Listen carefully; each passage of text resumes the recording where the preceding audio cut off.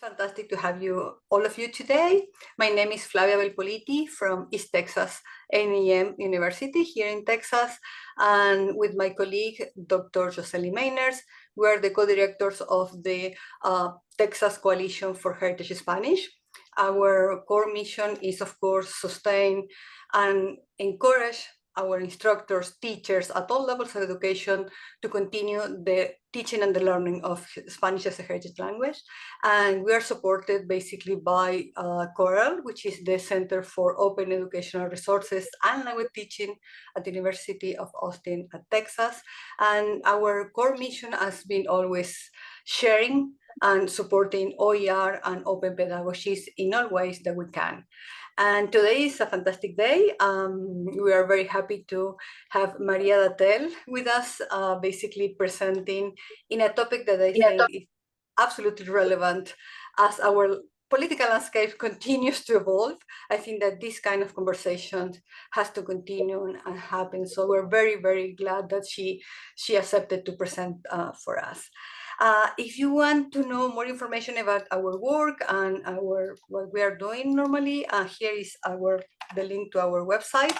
And we're always happy to receive questions, comments, proposals. So please, at any time that you feel I have questions or I will want to know more about this, that will be fantastic to have you.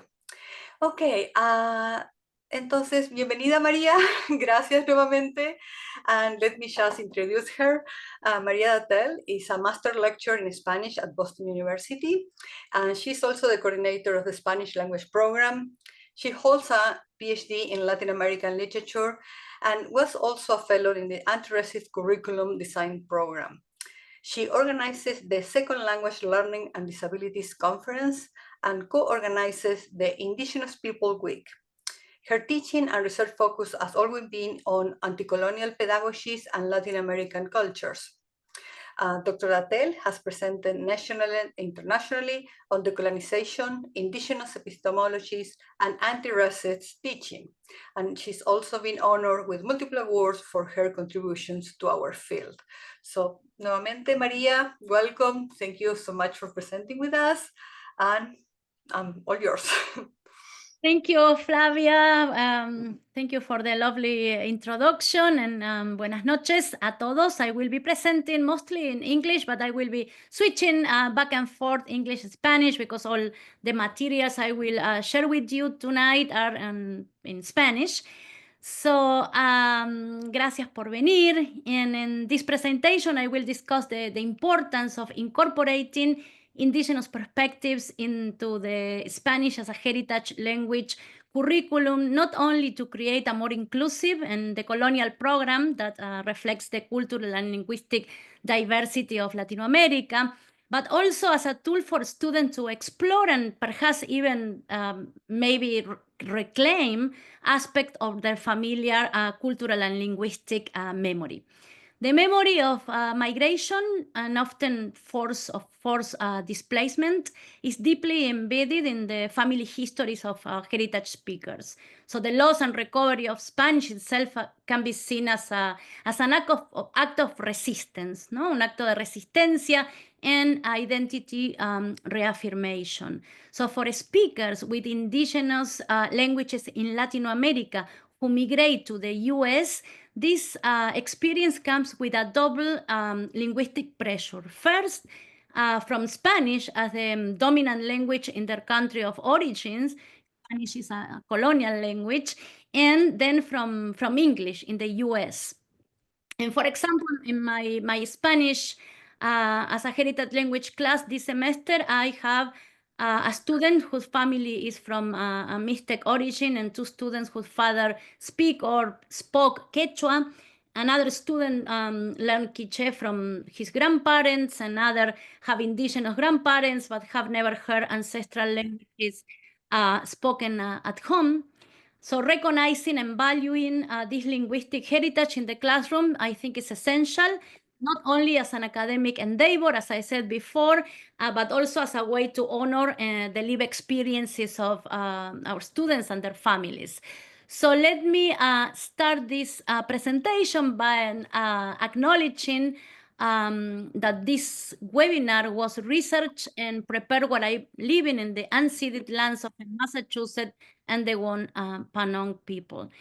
And this is the agenda that I hope to cover tonight. First, we are going to talk about a few key concepts to create a foundational framework for the discussion, concepts as colonialism and coloniality, linguistic and cultural diversity in Latin America. I will share with you a few facts, the intersection of migration, displacement, and language loss and recovery. And of course, we are going to talk about indigenous languages and heritage speakers, no? The double marginalization of indigenous languages, Spanish versus English dominance. And most important, I will share with you a few strategies for incorporating indigenous perspectives and epistemologies in Spanish heritage language teaching. Because by doing this, we are encouraging students to explore their linguistic and cultural roots and addressing linguistic hierarchies and fostering linguistic pride, I hope. And I hope to leave time for a few questions at the end, or a lot of questions, I hope. So what include indigenous experiences in Spanish as a heritage learning discussions or classrooms or curriculums? Because estas caras siguen acá después de 531 años, ahora más. Estas caras son las caras nuestras, de muchos de los que enseñamos, son las caras de nuestros estudiantes y son la motivación más grande para hacerlo. I like to start this by discussing how the importance of incorporating indigenous cultures and epistemologies in the classroom aligns closely with Boaventura de Sousa Santos' concept of cognitive injustice. This is a concept that comes from the book you are seeing now. And de Sousa Santos argues that global social justice is not possible without global cognitive justice. So what is cognitive injustice? Exactly, de Sousa Santos argues that cognitive injustice occurs with when certain ways of knowing or being or understanding the world are systematically devalued, erased by dominant epistemologies, and usually those tied to Western or Eurocentric thought. And this injustice results in the suppression of indigenous, non-Western knowledge system in education, policy making, and also social discourse. So how does this relate to our classrooms? Ahí está. Basically because in much of Latin America, indigenous languages and knowledge systems have been historically devalued, right? With Spanish being imposed as the dominant or legitimate language. So many heritage speakers in the US come from indigenous or mixed backgrounds, but their schooling often fails to recognize this, no? Their linguistic and cultural diversity. So cognitive injustice happens when the HL curriculum only centered Spanish and ignored the multilingual realities of Latin American communities. So many heritage speakers in the US experience a double displacement, I would say, from their home countries and from their linguistic and cultural roots. So cognitive injustice manifests in how indigenous languages are lost across generations, often due to migration, discrimination, and the dominance first of Spanish and then of English. So if our programs only focus on reclaiming Spanish, they risk reinforcing the same colonial structures that led to indigenous languages lost in Latin America. So how can the HL classroom, how can we address this cognitive injustice? By integrating indigenous perspectives into the curriculum, teaching students about the multilingual realities in Latin America, by validating and encouraging discussions about students' indigenous linguistic and cultural heritage, by fostering critical consciousness, helping students analyze historical and colonial forces behind language hierarchies. And I think our classroom can be a space for epistemic justice, where all ways of knowing are valued, and as De Sousa Santos also said, a just society must embrace what he calls an ecology of knowledges. So this means acknowledging the multiple knowledge systems that can coexist and enrich one another. And the concept of coloniality, as you know, was originally developed by Aníbal Quijano in the 90s. I really like this quote: la descolonización no es solo un proceso político, sino también epistémico, que implica desafiar y desmantelar las estructuras de poder y conocimiento coloniales. And this concept was later expanded by other scholars such Maldonado Torres and Walter Mignolo, perhaps the most read of the scholars. So when I want to teach my students about the differences between colonialismo and colonialidad in the classes, I always use this work, ay, esperen que tengo que mover algo acá. Este trabajo de, perdónenme.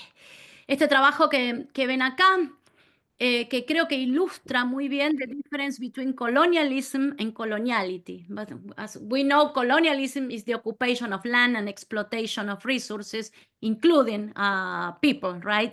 But coloniality is a different thing, and it's the ideology that sustains colonialism, even when colonialism is not present anymore in societies. Es la ideología que hay detrás, y lo que me interesa pensar es que es una ideología que establece jerarquías raciales. So you can observe here in the painting. I want to click and I have something here.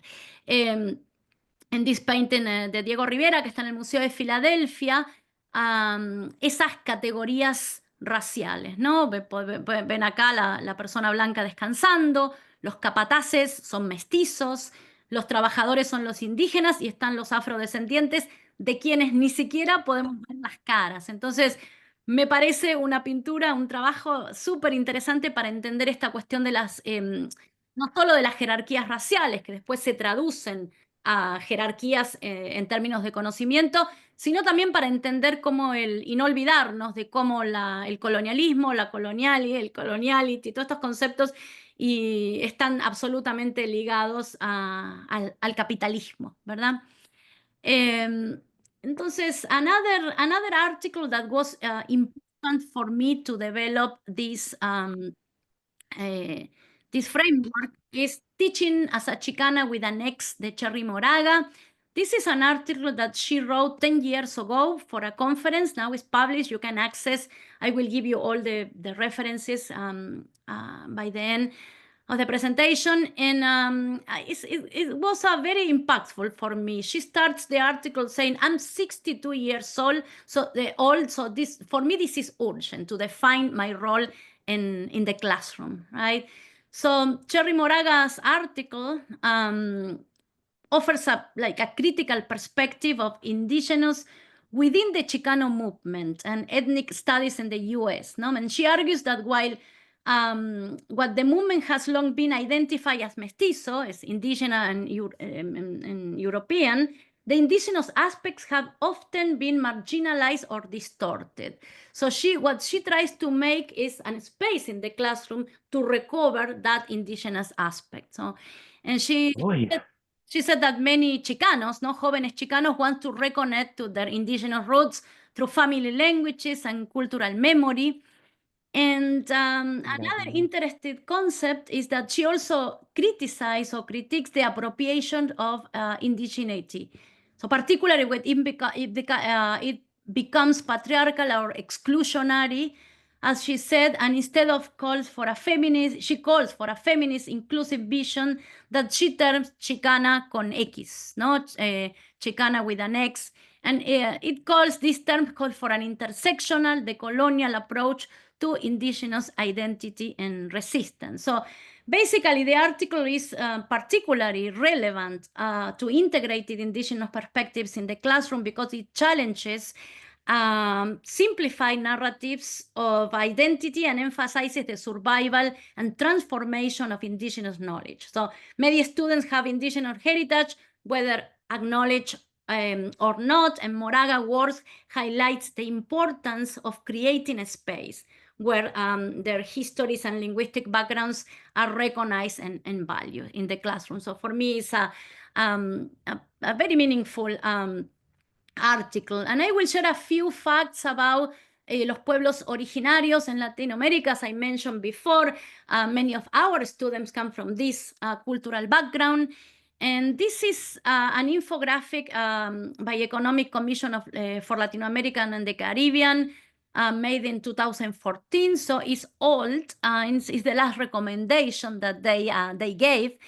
And probably these numbers that you see here, the percentages representing indigenous populations in Latin America, change only because not because there is more people, but there are more people, but because now, in the last years, algunos países empezaron a poner la categoría en los censos para identificarse como indígena. Ni siquiera existían. En mi país, Argentina, no existía hasta el último censo la posibilidad de identificarse como indígena.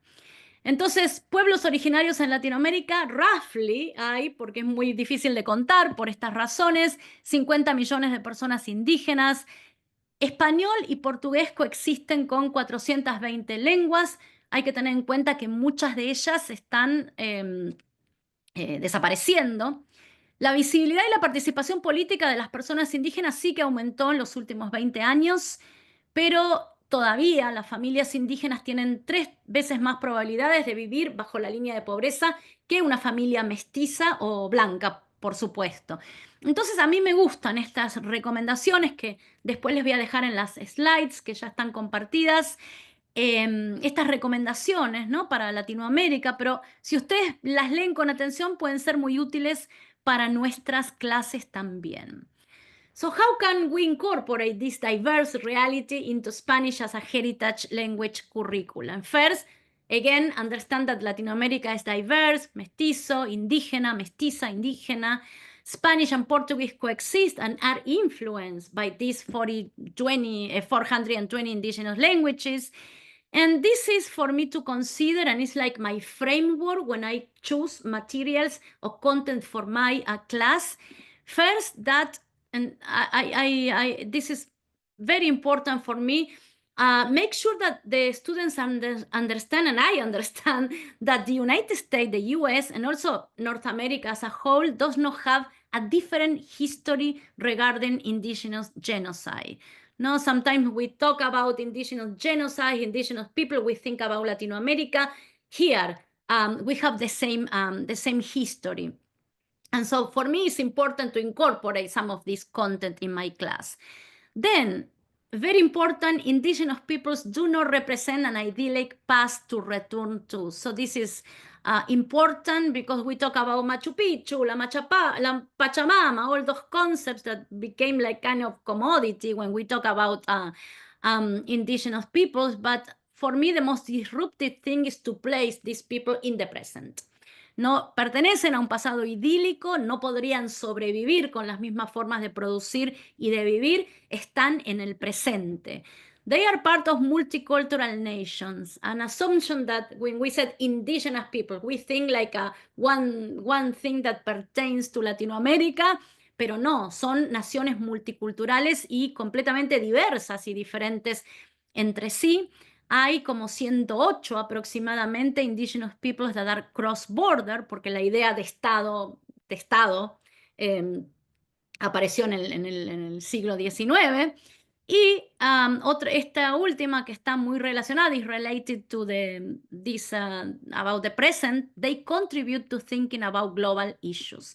So that's like a framework when I choose content for my classes. And let's start with the first one, ¿no? Por ejemplo, yo trabajo en mi clase de la frontera como espacio concreto y simbólico, y qué pasa, los intercambios, los hechos básicos, históricos, básicos que pasan en esa frontera, Y empiezo con la frontera entre Estados Unidos y México, desde la guerra de Estados Unidos contra México hasta el presente, digamos, hasta Trump. Entonces hablamos de los hechos históricos básicos, hablamos de la fiebre del oro como el primer hecho histórico importante que empezó inmediatamente después del Tratado de Guadalupe de Hidalgo, y trabajamos con los corridos, especialmente con el corrido de Joaquín Murrieta. Si no lo conocen o no lo trabajaron, se los recomiendo mucho. Y miren esta estrofa, dice: yo me vine de Hermosillo en busca de oro y riqueza, al indio noble y sencillo lo defendí con fiereza, el gobierno americano puso precio en mi cabeza. Entonces, fíjense que es una great opportunity to talk about el indio, ¿verdad? En ese lugar de frontera de California que quedó ahí en between. Y entonces acá es donde yo empiezo a trabajar con esta cuestión de las poblaciones indígenas y a trabajar con la primera ley, ¿no?, promulgada en California, que se llamó Foreign Miners Tax, es de 1850, justito después de la guerra, de la firma del Tratado Guadalupe de Hidalgo. Y esta ley afectó principalmente a los mineros mexicanos, muchos de los cuales eran mestizos e indígenas. E imponía un alto impuesto, ¿no?, mensual a los mineros no estadounidenses. Y esto llevó a la expulsión y a la marginalización de muchos trabajadores mexicanos en la fiebre del oro, aunque también se vieron afectados mineros extranjeros, chinos, sudamericanos. En el caso de los indígenas de California, ya habían sido desplazados en gran medida por la colonización española y luego por la expansión estadounidense. Entonces, además, muchos indígenas que se quedaron fueron explotados como mano de obra forzada, asesinados por actos de violencia genocida durante la fiebre del oro. Y aunque la ley en sí no los mencionaba directamente, el contexto general de la fiebre del oro sí contribuyó al exterminio, ¿no?, o la marginalización. Entonces, un perfecto contexto para poder hablar de la cuestión indígena en Estados Unidos. Otra ley, que fue la segunda que se promulgó, es la ley de Acts for the Government and Protection of Indians. I recommend this book de Andrés Reséndez. It's called The Other Slavery and narrates exactly the experience of the indigenous people in California after, empieza después de la guerra, ¿verdad? Bueno, la ley esta, fíjense, Protection of Indians, ¿no? Pero decía que cualquier persona blanca que tenía una persona indígena caminando podía reclamarlo como background, ¿no?, desempleado, y podía esclavizarlo. Miles de indígenas californianos fueron desplazados, esclavizados, asesinados, ¿no?, en lo que llamó, bueno, Reséndez llama The Other Slavery, o llamamos el genocidio indígena. Acá hay un link para que puedan ver la ley, son 3 páginas. Another thing that I recommend is to work with historical documents in your class, very powerful. And basically, from the book, podemos entender que hubo aproximadamente 10.000 asesinatos de indígenas, directos, esclavización, secuestro, violaciones. Y estos actos fueron alentados, tolerados y ejecutados por las autoridades. Es algo institucionalizado, ¿verdad? Fíjense que California aprobó un presupuesto de $1 millón en 1850 para devolverles a los cazadores de dinero que habían invertido en matar indígenas. Imagine that you receive a tax relief for killing an indigenous person. Bueno, esa era la ley. Entonces, este genocidio fue perpetrado desde el Estado, ¿verdad? About working with historical documents, I think you... probablemente ustedes vieron esto, Indian Land for Sale, ¿no?, que habla de cómo se han apropiado de las tierras y las han vendido por nada. Fíjense esto es una obra de arte, se llama The Indians of California, Protecting the Settlers, ¿no? Pero lo único que vemos son settlers armados, no vemos ningún indian, ¿verdad? Ninguna persona indígena. Son documentos muy buenos para trabajar, y hay 3 libros que les voy a recomendar if you are working with this, with California, with what happened in California, en la fiebre del oro.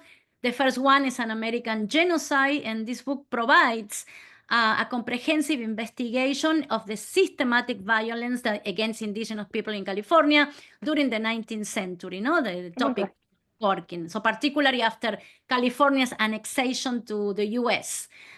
The second one is Indian Survival on the California Frontier, in Hurtado, del autor, examines how California indigenous survivors navigated the mid-19th century amid disease, starvation, violence. So he explored the resilience and the cultural persistence, as well as the evolving relationship between indigenous peoples and the dominant settlers. And the last one, Surviving Genocide, explained the indigenous genocide in the whole US, but it has one chapter very detailed and important about California, sobre California. Entonces les recomiendo esos libros. El segundo punto de mi framework es indigenous people do not represent an idyllic path to return to. And I like working, this painter is from Brazil, but I use it anyways, Denilson Banigua. I absolutely admire him. And he, as you can see, depicts indigenous people, but with something that is very disruptive, ¿no? Estos artefactos de la modernidad que ven acá. Entonces, esto yo lo trabajo con mis estudiantes. Está en inglés porque son estudiantes que no son de Heritage Speakers. I use these resources really in all my classes, ¿no? Y les pregunto, to which space do these people not belong or should not belong to modernity, ¿no? That's very, very disruptive, and in the same way that Mirela Vega represents people, women, mostly from Bolivia. Mirela Vega es una muralista boliviana, la pueden seguir en Instagram, es espectacular y tiene la misma idea, ¿no? Ustedes pueden ver acá de skate, la cholita skater o estos zapatitos preciosos que tiene la boliviana. Su mamá es boliviana, es una mujer migrante, ahora viven en Argentina, y estos objetos son los que ponen a esta gente con toda dignidad en la modernidad, ¿verdad? Y si están en la modernidad, puede estar en diálogo con nosotros. Otro poema muy lindo que trabajo con esta idea también de la modernidad es de Mardonio Carballo, que es un poeta y periodista mexicano que escribe en náhuatl, y se los voy a mostrar porque es muy cortito, menos de un minuto. Pueden encontrar sus recursos en YouTube, hay muchísimo de él.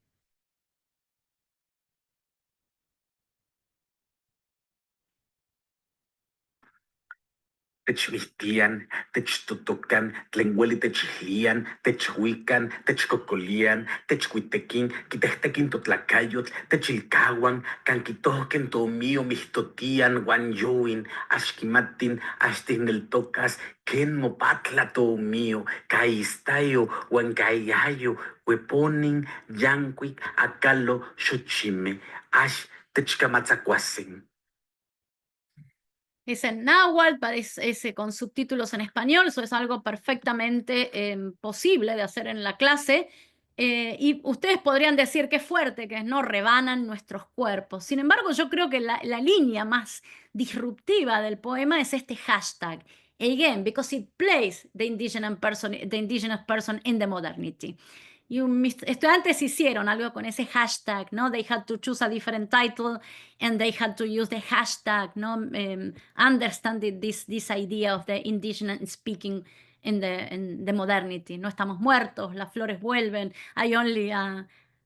Solamente les muestro 6 porque no tenía espacio, pero son preciosos, ¿no? Resistencia indígena, basados en este trabajo.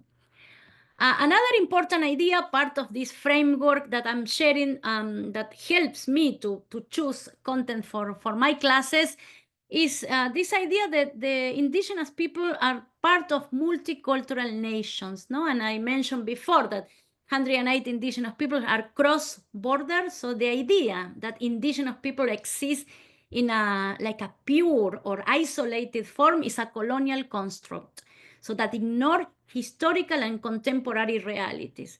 Indigenous communities have always been dynamic, adapting to changing circumstances while maintaining cultural identities. And at least 108 peoples are cross-border, meaning that they have historically lived across modern national boundaries. We can think about the Mapuche people, for example. They don't consider themselves from Chile or Argentina. They live in the Gualmapu, ¿verdad? Those national boundaries were imposed by colonization. So recognizing these rigid colonial ideas of identity and highlight the resilience and fluidity and also transnational presence of indigenous cultures. So I like using Dina Ananco, una escritora que admiro muchísimo de Perú, to illustrate this idea of the cross-border and transnational individual. Ella ganó, se visibilizó mucho su trabajo porque ganó el Premio Nacional de Literatura en la categoría Lenguas Indígenas, publica bilingüe en lengua indígena y español. Y no me puedo cansar de decir lo importante que es que los países, los premios literarios tengan un espacio para las culturas indígenas porque le da visibilización, ¿verdad? Y quiero compartir un trabajo de Dina Ananco, se los voy a leer, no tan lindo como lo lee ella, pero se los voy a leer, que habla de esta cuestión de vivir entre un lugar y otro, pero también de otras cosas, como del extractivismo epistemológico. Se llama justamente Transición. Y dice, me preguntas, gringa atrevida, ¿cuándo regreso a mi pueblo? Me aconsejas, gringa sabia, no debes pasar en transición toda la vida. Tienes que buscar un lugar fijo, encontrarte con los tuyos. Te respondo, gringa curiosa, que no sabía de mi transición, que no soy de acá ni de allá. Nací a Guajún y crecí en One Piece. Mi adolescencia es sinónimo de la sierra, que Lima, una ciudad salvaje a su manera, es mi hogar ahora. Te respondo que acaso no sabía quién era. En tus palabras veo mi futuro, en tu escritura veo mi pasado. Pretendes saber de mí, pretendes conocerme sin haber tomado la ayahuasca. Pretendes descubrirme y hacerme ver lo que no veo, hacerme valorar lo que nos da vergüenza. ¿Te preguntas acaso, gringa vacilona, qué pienso yo de ti? Me encanta. Entonces, me encanta este poema que toca justamente estos temas y que nos llama a esto, ¿no? A esto que puse acá, invite the voices of indigenous people to take a central place in discussions about them. So, esto me hace acordar a esta cita de José Carlos Mariátegui, que dice una literatura indígena si debe venir, vendrá a su tiempo cuando los propios indios estén en grado de producirla, ¿no? Mariátegui suggests that indigenous literature will must emerge organically from indigenous communities themselves, ¿no? Rather than being imposed or shaped by non-indigenous intellectuals. So the phrase vendrá a su tiempo implies that the development of indigenous literature depends on a broader social, political, and economical transformations. No? Mariátegui believed that colonialism and economic oppression had suppressed indigenous voices, and only when indigenous peoples achieve greater social empowerment will they be able to produce literature in their own terms. Also, by stating that indigenous literature will come when the Indians or the indios themselves are able to produce it. Mariátegui critiques the dominant intellectuals, ¿no? Como los del poema de Dina Ananco, but in this case of his time, who sought to represent indigenous culture without actually being part of it. So this resonates with contemporary discussions about representation and the dangers of non-indigenous authors speaking for indigenous peoples rather than amplifying their voices. So invite indigenous people to your classroom, amplify their voices, not them let speak, give them the space in your classroom. So in the Spanish heritage language classroom, this perspective can serve as a foundation for prioritizing, again, indigenous voices, fostering a curriculum that does not just include indigenous perspectives, but is shaped by them. Me apuro a pasar a la última parte, otra idea del framework que les di. Indigenous peoples contribute to thinking about global issues, and again, this is related to idea they belong to the modernity, because otherwise we couldn't dialogue with them. So this is very important. And any topic you touch in your curriculum, you could add something related to indigenous experiences or perspectives. This is a beautiful poem called Madre Tierra. The Rigoberta Menchú actually is not published. It was part of a video called Rigoberta Menchú Día Sereno, que vi como en los 90, son desde los 90, y I transcribed the poem. Entonces ahí les dejo al final la cita, pero no sé si se consigue el video. Es precioso, habla sobre displacement, the connection with the land, and I don't have time to read the poem, but I will leave it with you and share with you the slides. Another important writer that talks about displacement es María Isabel Lara Millapán, es una poetisa mapuche que admiro mucho, publicó 3 colecciones bilingües de poemas. Acá están los nombres en mapuzungún, la lengua mapuche, y español. Y este sí se los voy a leer porque es cortito, se llama Nombre. Cuando nos cambiaron los nombres teníamos nombres de aves, de animales y de piedras. Nombres de árboles y de flores, del territorio donde nacimos. Teníamos nombres de agua, de barro y de nieve, los mismos nombres de los abuelos que se quedaban heredados en sus hijos y en sus nietos. Vamos a preguntar por el nombre que nos pertenece. Esto es precioso, se puede usar, you don't even have to be teaching a 300 level class, ¿no? Se puede usar en niveles novice levels. Anaí Mariulán, another Mapuche singer del Gualmapu, Argentina, Chile. This is the illustration. This is what I said about the borders, right? They are cross borders. Acá vive el Mapuche people en el Gualmapu. And she says, I express myself politically. That's why I sing in Mapuzungún. I consider it a political tool that allows me to exist in a world that often suppresses. So, es muy importante traer estas voces, traerlas en una forma bilingüe, no traer la lengua mapuzungún a la clase. Les recomiendo esta artista, tiene un canal de YouTube, muchísimas canciones para sacar de ahí, entrevistas y etcétera. Si ustedes en la clase están hablando de feminismos indígenas, la recomendación es Silvia Rivera Cusicanqui, peruana. Entonces es alguien que tienen que leer. Ahora dije peruana y pienso que me equivoqué. Sí, es boliviana o peruana. Silvia Rivera Cusicanqui tiene varios libros publicados muy interesantes, es otra teórica de la descolonización, y uno solo está publicado en inglés, pero hay muchos videos en YouTube. Este video particularmente se los comparto, se los dejo en las slides porque yo saqué muchos fragmentos para trabajar sobre esta idea de feminismo, la diferencia entre feminismo indígena y blanco en mi clase. Por supuesto, no tenemos tiempo para pasarlo. Otro tema, no sé si ustedes lo tocan, si hablan de lenguaje inclusivo, si hablan de la identidad, de la diversidad sexual. Obviamente las MUYES es lo más conocido que a veces tocamos en las clases.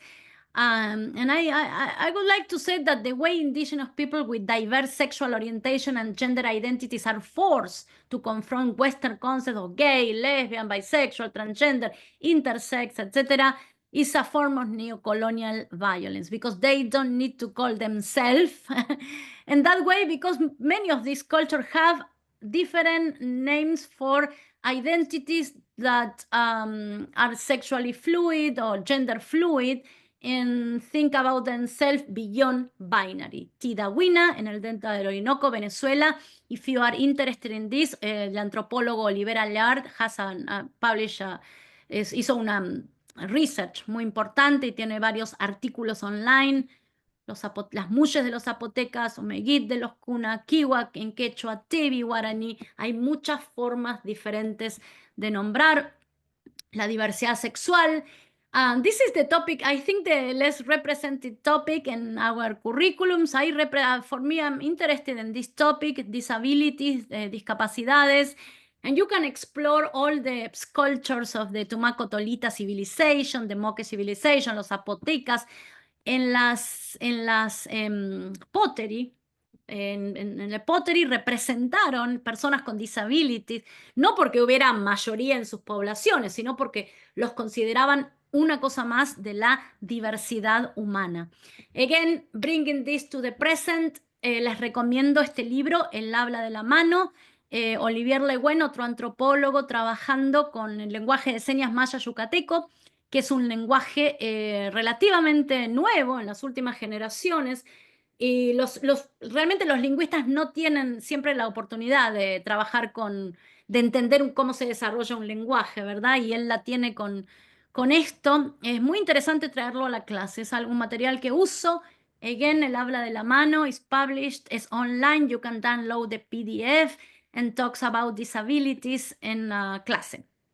Entonces, ustedes me dicen, todo esto que yo les digo así rapidito, estos materiales, ¿sirven? I think that they open spaces. I'm absolutely convinced. 10 years ago, I remember I had a student from Bolivia in my class. And I was so excited. Do you speak another language? Do you speak Aymara or Quechua? I was hoping to exchange a few phrases in Quechua that I remember.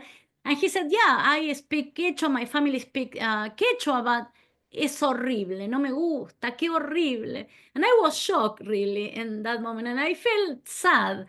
And now, 10 years after that experience, that when I started incorporating more of this material, thinking about my curriculum as a decolonized curriculum, I have such a different experience. These are two extracts from two narrations that I was reviewing just 2 days ago. Hay 5 estudiantes míos que mencionan que en sus familias hablaban lenguas indígenas o que tenían esta presencia. Miren este primero, qué hermoso, habla del papá y dice, él creció hablando puro español y un poco de quechua, así que tenía que aprender frases comunes en inglés, bla, bla, bla. Me menciona, ¿no? El quechua.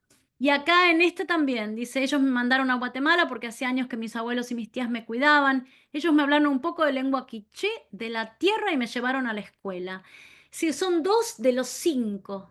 5 of 15 students that mention indigenous languages with pride in their narrations. So I'm wondering if this is because it's an outcome of including these perspectives in the curriculum. And I hope so, because it's rewarding, right? Es tan, te llena el corazón, ¿no? Ver que tiene algún impacto lo que uno hace.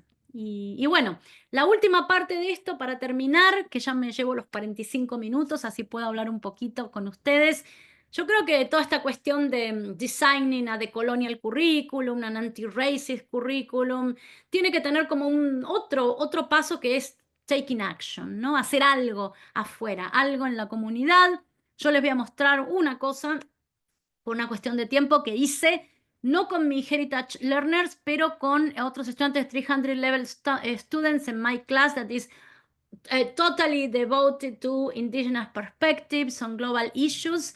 Y el Día de los Pueblos Indígenas, en octubre, para ese día nosotros curamos una serie de material de poesías, 15 o un poco más de poesías y narraciones escritas por personas de pueblos originarios en Latinoamérica, y cada uno de mis estudiantes leyó una. Está acá, es realmente conmovedor. Y esto lo pusimos, hicimos un QR code, lo pusimos todo all over BU, my university.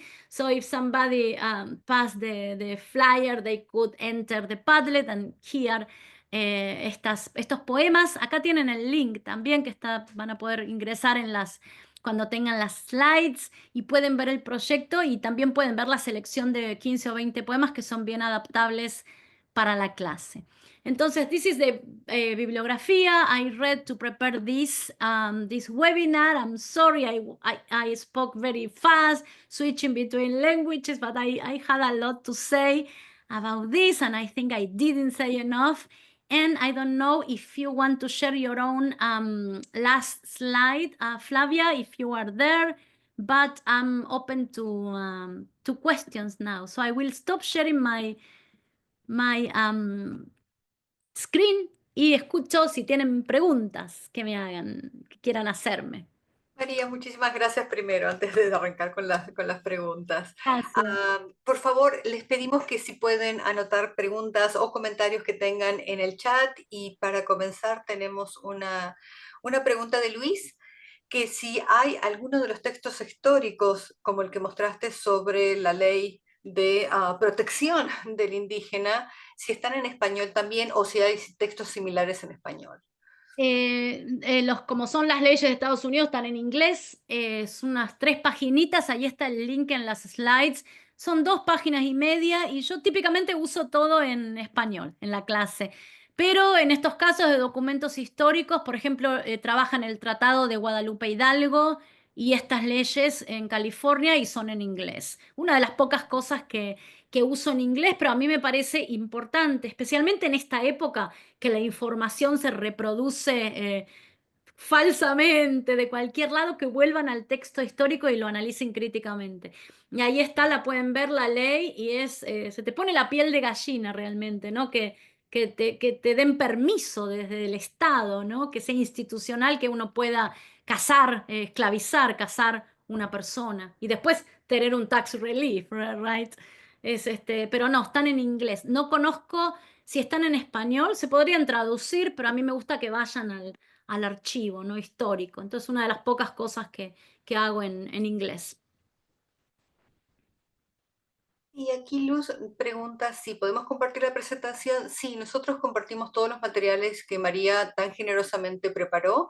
Van a estar en el sitio de TEX en aproximadamente 2 semanas porque necesitamos editar el video y van a estar también en la carpeta con acceso a todos los materiales. También les quiero decir que sí, entre los materiales hay como un libro online que publiqué con recursos abiertos, donde están todas las lecciones con un montón de cosas que no pude compartir acá, ¿no? De poesías, hay trabajos sobre comida, sobre cada aspecto de los que tocamos en la clase. En ese libro que está ahí, que es de libre acceso, también tengo un Padlet con todas las materiales que he ido juntando hasta el momento.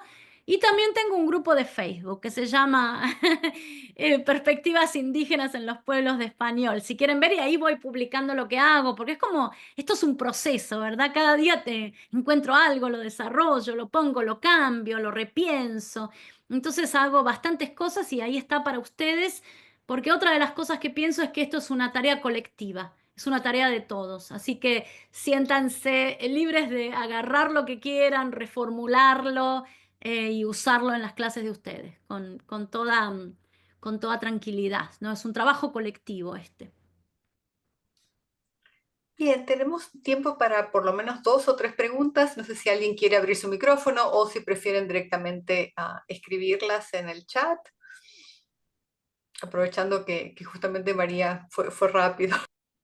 Me fui tan rápido para dejar tiempo para las preguntas.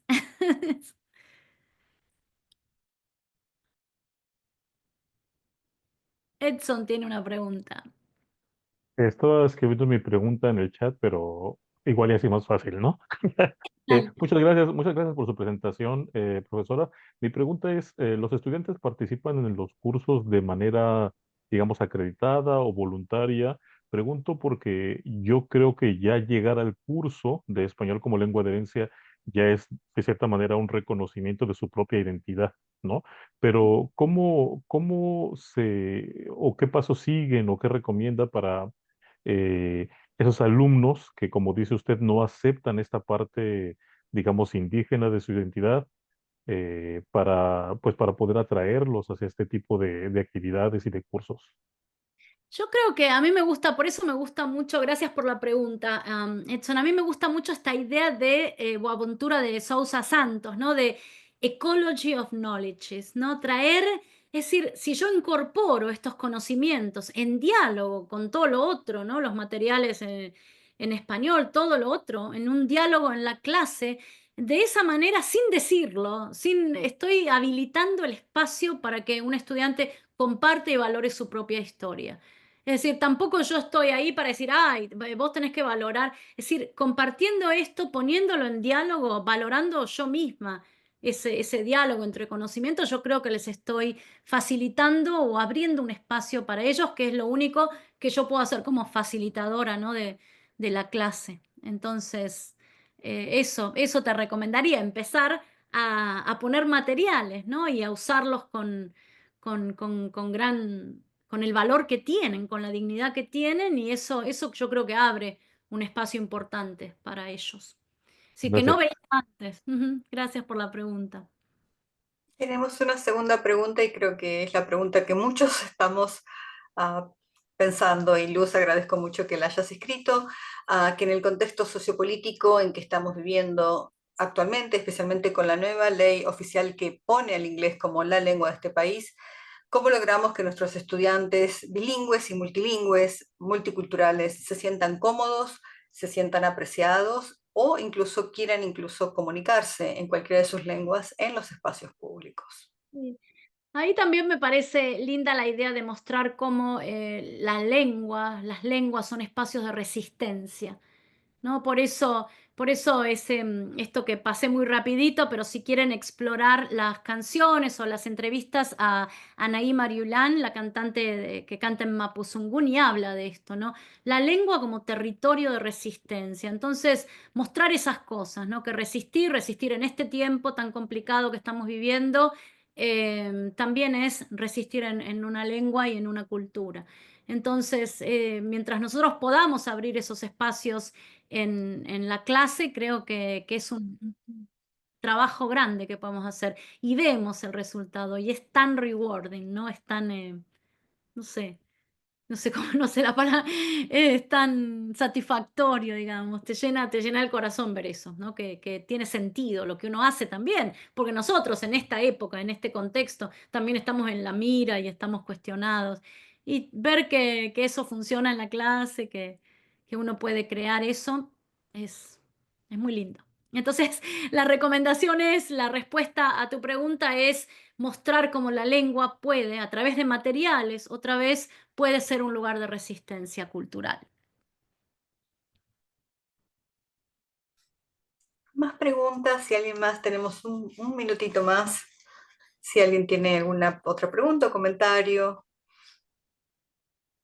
Personalmente siento que los espacios de resistencia los tenemos que crear en estos huecos y la conversación de hoy con María ha sido privilegiada en este sentido, ¿verdad? Decir, bueno, Perdón, Flavia, había un comentario de Heather que dice sí. hay muchos estudiantes que tampoco quieren identificarse como estudiante español. Por eso digo, hay una doble marginalización con estos estudiantes que vienen de Latinoamérica y que hablan lenguas indígenas. Imagínense, una doble opresión. Entonces ahí yo creo que hay un trabajo que nosotros tenemos que hacer. Vienen de la opresión de la lengua indígena en sus países, que tampoco son reconocidas, ¿no? Bueno, ahora hay muchos movimientos de revitalización de algunas lenguas.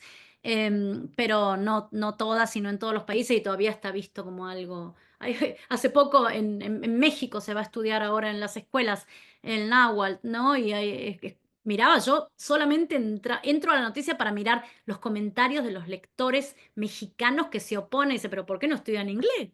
¿No? Entonces es un poco horroroso y fascinante al mismo tiempo entender cómo funcionan estas cosas, pero vienen de esa opresión en sus países y después vienen acá a la opresión del español, ¿no? Entonces una doble cosa. Entonces creo que nosotros tenemos un enorme rol en la clase, un enorme privilegio de poder tratar de destrabar un poquito eso, con todas las limitaciones que tenemos, porque la verdad es que tenemos muchas, pero yo como Cherry Moraga decía, tengo 62 años, decía Cherry Moraga, no puedo perder el tiempo, ¿no? Yo voy a mi clase y tengo esta misión. Me emociona el artículo, se los recomiendo, es precioso.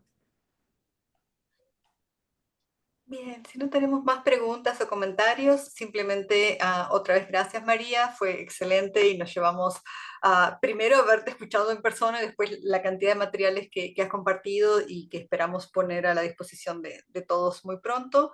Vamos a enviar información por email, pero también simplemente pueden visitar el sitio de TEX. Normalmente son 2 semanas hasta que todo el material está disponible. Y como último favor a todos los que participaron hoy en el webinar, si pueden por favor completar esta encuesta breve, que es básicamente para planificar los próximos webinars y también para estar en contacto. Les prometo que no es muy larga. Y la otra noticia importante es que después de bastantes complicaciones, justamente por logística y por la situación actual que enfrentan las universidades, por los proyectos que pueden llevar adelante, hemos decidido realizar nuestro taller anual que se realiza en verano. Quienes ya han trabajado con nosotros, este año vamos a hacerlo en línea, como una manera justamente de resistir, porque lamentablemente tuvimos bastantes dificultades para para lograr que las universidades que son nuestro consorcio apoyasen este año el proyecto. Entonces, por favor, guarden las fechas. Es el 6 y 5 de junio. Vamos a hacer probablemente 8 talleres. Va a haber mesas abiertas, exposición de pósters, algo de investigación. Y vamos a seguir informándoles en los próximos newsletters y, por supuesto, a través de correos electrónicos. Entonces, agradecemos que quieran participar. Aquí está la información. Y bien, nuevamente muchísimas gracias a todos. Y María, otra vez, mil gracias. Ha sido un gusto enorme tenerte aquí. Gracias a ustedes y gracias por los comentarios y las preguntas, por escucharme.